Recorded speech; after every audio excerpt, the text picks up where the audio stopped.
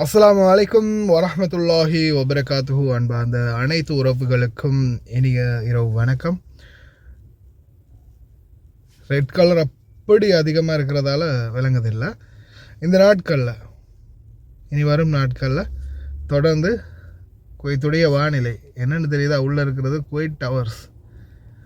குவைத்துடைய வானிலை இந்த மாதிரி சிகப்பு கலரில் மாறும் அப்படின்னு சொல்கிறாங்க. அந்த அளவுக்கு புழுதிக்காற்று வரலாம் அப்படின்றது எதிர்பார்க்கப்படுது. வானிலை அவதான மையத்தின் இன்றைய எச்சரிக்கை பார்த்திங்கன்னா 4 மணி வரைக்கும் புழுதிக்காற்று இருக்கும் அப்படின்னு தெரிவிச்சிருந்தாங்க.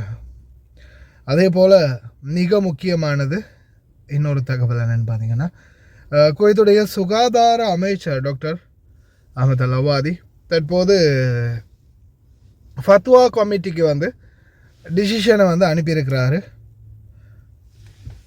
Health Minister Dr. Ahmed Al Awadi issued a decision from the Committee of Resolved Dispute related to the health insurance for foreigners, headed by member of Fatwa and Legal Station and the Assistant Undersecretary for the Technical Affairs in Health as a deputy and 5 members. ஏன்னா இதில் கொஞ்சம் வெளிநாட்டவர்கள் பாதிக்கப்பட்டிருக்கிறதா தகவல் வெளியாகினதுக்கு பிறகு உடனடியாக பார்த்திங்கன்னா இது சம்பந்தமான மேலதிக விசாரணைகளை மேற்கொள்ள போகிறதாக தெரிவிச்சிருக்கிறாங்க. இந்த 100 தினார் கட்டணம் என்பது வெளிநாட்டவர்கள் உண்மையிலேயே மிகவும் அதிகமாக பாதிச்சு இருக்குதா இல்லையா அப்படின்றத கண்காணிக்க போகிறதா தெரிவிச்சிருக்கிறாங்க. பார்க்கலாம், எதிர்வரும் நாட்களில் மீண்டும் குறைகிறதுக்கான வாய்ப்பு இருக்குது. மீண்டும் கட்டணத்தை குறைச்சாங்கன்னா ரொம்பவும் நல்லது. அதே மாதிரி குளிருடைய தாக்கம் குவைத்தில் மீண்டும் அதிகரிச்சுக்கிட்டு இருக்குது. இப்போ வஃப்ராவில் நேற்றைய தினம் ஒரு தொழிலாளர் கருகி உயிரிழந்த சம்பவம் பதிவாகி இருந்துச்சு. அதே மாதிரி இப்போ எனக்கு பர்சனலாக ஒரு சகோதரர் தெரிவிச்சிருந்தார்.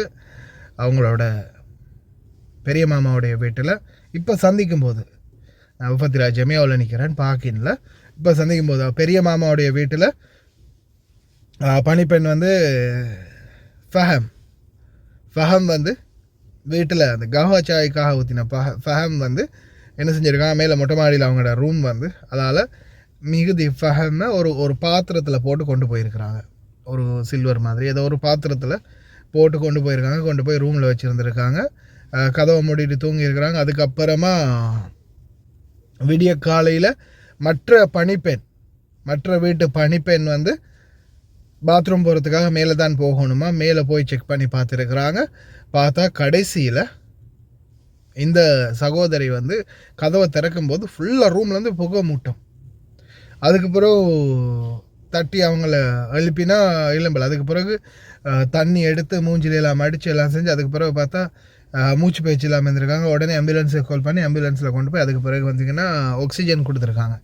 ஆக்சிஜன் கொடுத்து அதுக்கப்புறமா தான் ப்ரீதிங் கொஞ்சம் சரியாகின பிறகு, சுவாசம் சரியாகின பிறகு இப்போ ஓரளவுக்கு நல்லா இருக்கிறாங்களாம். ஆனால் அந்த சகோதரி பாத்ரூம் போகலைன்னா விடுகிறதுக்குள்ளே அவங்களுடைய மூச்சு நின்று போயிருக்கும். அதனால் தயவு செய்து கவனம். சொல்ல முடியலை எந்த அளவுக்கு இது சீரியஸான ஒன்றுன்னு நிறைய பேருக்கு தெரிய மாட்டேங்குது. அதுதான் மெயினான பிரச்சனை. எவ்வளவு ட்ரை பண்ணினாலும் இதில் சீரியஸ்னஸ் தெரிய மாட்டேங்குது நிறைய பேருக்கு. நம்ம இந்த ஃபஹம் அது ஏதோ இப்போ நம்ம வெளியில் தெருவோரம், ரோட்டோரம், காட்டில், வயலில் பார்த்திங்கன்னா நிறைய பேர் அந்த நெருப்பை மூட்டிட்டு அதே இடத்துலையே தூங்குவாங்க, இல்லை உட்காந்து குளிர் காய்வாங்க. அந்த மாதிரி இல்லை, அது காற்றோட்டமாக இருக்கிறது. இது ஒரு கூடாரத்துக்குள்ளேயோ ஒரு அறைக்குள்ளேயோ ஒரு தகர கொட்டாய்க்குள்ளேயோ நம்ம அந்த இதுக்குள்ளே நம்ம இருக்கும்போது அந்த புகை எங்கேயுமே வெளியே போகாது. கரியிலிருந்து அந்த வரக்கூடிய அந்த டாக்ஸின், அந்த புகை நம்மளுடைய சுவாசத்துக்குள்ளே போகும்போது நம்மளுடைய சுவாசத்தை நிறுத்திடும். ஆக்சிஜன், உடம்புல இருக்கிற ஆக்சிஜனை இப்படி சொடக்கு போடுறதுக்குள்ளே பார்த்திங்கன்னா மொத்தமாகவே சுவாசத்தை நஞ்சாக மாற்றிடும்னு சொல்கிறாங்க. அதனால் தயவு செய்து ரொம்ப கவனமாக இருங்க. இரவு நேரங்களில் தூங்கும்போது தயவு செய்து ஃபஹம் வச்சுட்டு தூங்குறீங்களா இருந்தால் அந்த ஃபஹம்ன்றதுக்கு என்ன சொல்கிறதுன்னா, அந்த நெருப்பு இருக்கு இல்லையா, நெருப்பு வந்து தணலாக்கி அந்த தணல் கறிக்கட்டைகளை வந்து தணலாக்கி அந்த தணல் மட்டும் வச்சுருப்பாங்க. சாய் குடிக்கிறவங்க சில வீடுகளில் சில நேரங்களில் அந்த நெருப்பு தணல் நாம் இப்போ ஏதாவது யூஸ் பண்ணுவோமே, அந்த இதுக்கு புக்கர் போடுறதுக்கு யூஸ் பண்ணுவோமே, இப்படி ரவுண்டாக இருக்குமே, நெருப்பை சூடு பண்ணிவிட்டு அதுக்கப்புறம் பார்த்தா தணலாக இருக்கும், அதுக்கு மேலே அந்த புக்கர்ன்ற அந்த மரக்கட்டைகளை வச்சோடனே புகை வரும், அந்த மாதிரி இருக்கிறது தான் ஃபஹம்னு சொல்லுவாங்க. அதனால் தயவு செய்து ரொம்ப கவனம்.